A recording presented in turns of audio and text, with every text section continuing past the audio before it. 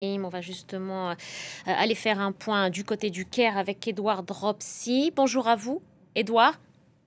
Bonjour. Bonjour, vous êtes au Caire pour France 24. Édouard, Claire Duhamel évoquait donc à l'instant cette possibilité selon laquelle effectivement les autorités égyptiennes étaient prêtes à accueillir une partie de ces détenus. Alors le chiffre de 70 a été évoqué. Dans quelles conditions ce transfert a-t-il été fait et dans quel cadre? Est-ce qu'on en sait un petit peu plus sur ce qui a été mis dans la balance depuis l'Égypte pour pouvoir les accueillir, ces détenus?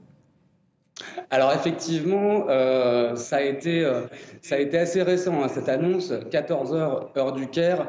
Là, on a pu voir vers 15 heures heure du Caire, il y a une quinzaine de minutes, deux bus passer par le poste frontière de Rafah.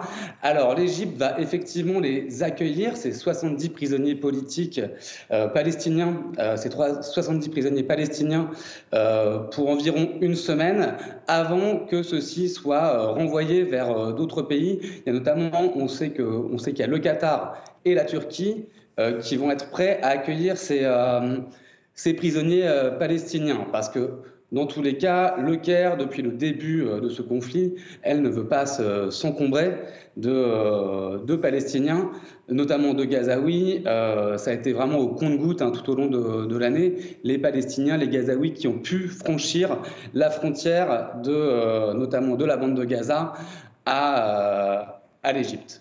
Est-ce qu'Edouard, on sait comment les Égyptiens eux-mêmes, et là je ne parle pas des autorités, des officiels, mais comment la population égyptienne elle-même voit cette possibilité et l'accueil de ces détenus? Est-ce qu'il y a déjà eu des réactions ou peut-être pas encore au moment où l'on se parle?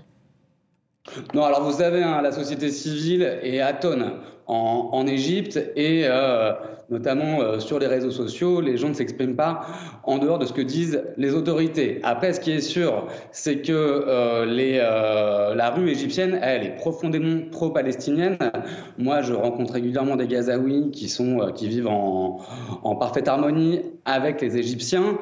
Le problème, donc si la rue égyptienne et pro-palestinienne, j'en reviens aux autorités, eh bien les Gazaouis qui vivent en Égypte, eux, n'ont pas vraiment de droit. Ils n'ont pas le droit à l'éducation, ils n'ont pas le droit de voyager.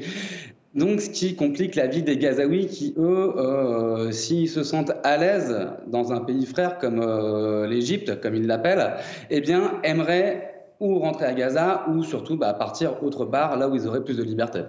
Merci beaucoup, Édouard Dropsy, en direct depuis le Caire.